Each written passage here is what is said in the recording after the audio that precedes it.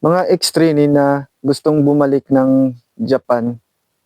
Kasi may mga nagtatanong na kung pwede pa daw bumalik ang mga ex-trainee dito sa Japan. Sakto ang video na 'to guys para sa inyo 'no. Pero bago 'yan guys ay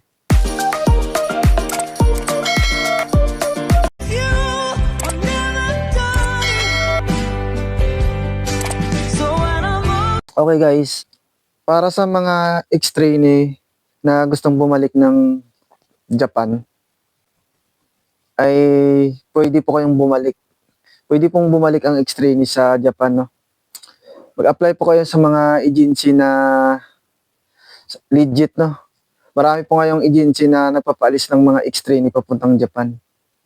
Mga SSW. Para sa mga ex-trainee na gustong bumalik ng Japan, pwede po kayong makabalik guys papunta dito sa Japan. Marami po sila ngayong kinukuha ang mga agency ngayon ng mga ex-trainee 'no. Pag natapos mo yung 3 years mo, then guys, pwede po kayong makabalik ng Japan. Yung mga certificate nyo noon, yung mga certificate nyo noon ng 3 years kayo, no? Kung mayroon kayong OT certificate, saka yung JIT ko ba yun? Oo. Kung meron pa kayo niyan, yun, ipapakita nyo po yan. Or pwede rin po kayo magtanong po sa mga agency na nagpaalis sa inyo dati, no?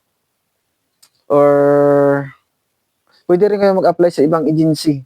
May recommend ako sa inyo na isang agency na, yun nga, lagi siya nagpo-post doon ng mga dati, mga ex-trainee na gustong bumalik sa Japan. Pero disclaimer nga lang pala guys, hindi po ako recruiter ng mga agency dyan or promoters na.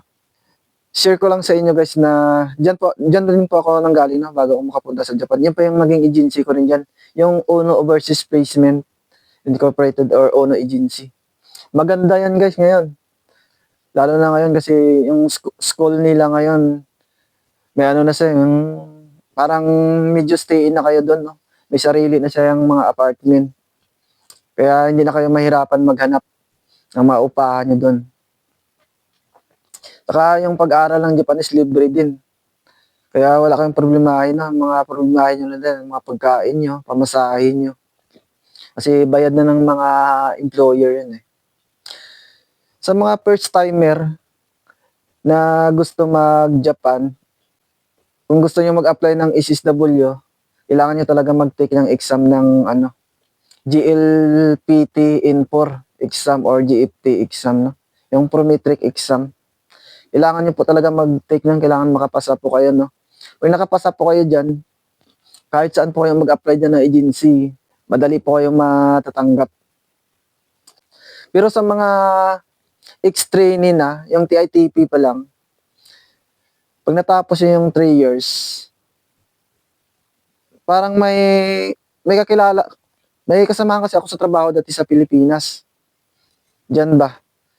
Natapos mga 10 years na siguro siya na nandiyan nakatambay. Pero nakabalik siya ngayon sa Japan, nandito na siya ngayon, mga karaang taon lang yata. Parang sabi niya nag-take lang daw siya ng pinatake lang yata siya ng N5. Mga basic lang daw yan, madali lang. Siguro yung mga pinag-aralan din noon dati ba, yung mga pinag-aralan natin dati. Oh, noon. Yun. Madali lang. Pero pag dito ka nag-TITP, pag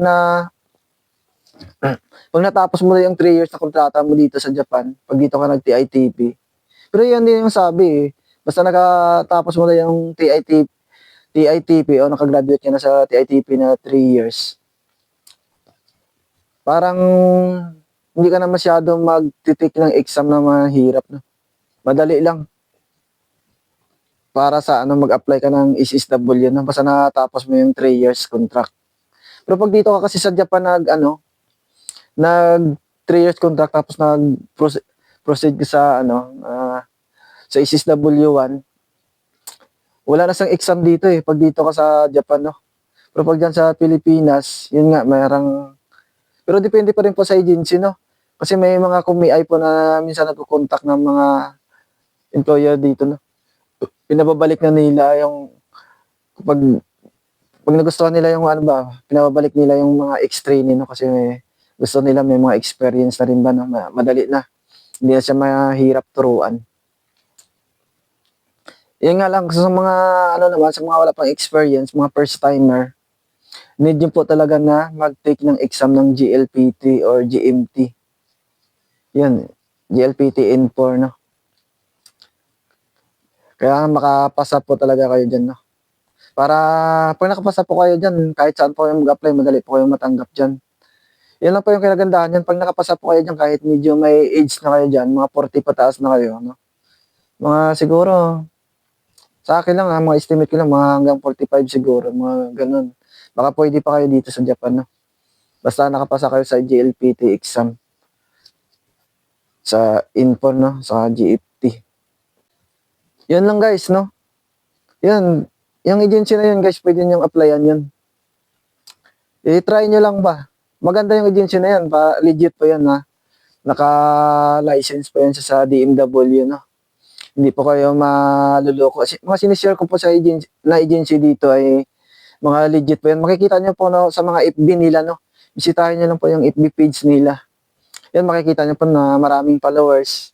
Mga legit po yan. At pwede rin po i-check sa Google, no, sa DMW, no? Mga legit na agency. Sana guys nakatulong ang video na ito, no, sa inyo, no. Baka pwede naman paki-like and subscribe, no, para updated po kayo lagi dito sa mga video na ina-upload ko. Yun lang guys, maraming salamat sa inyo.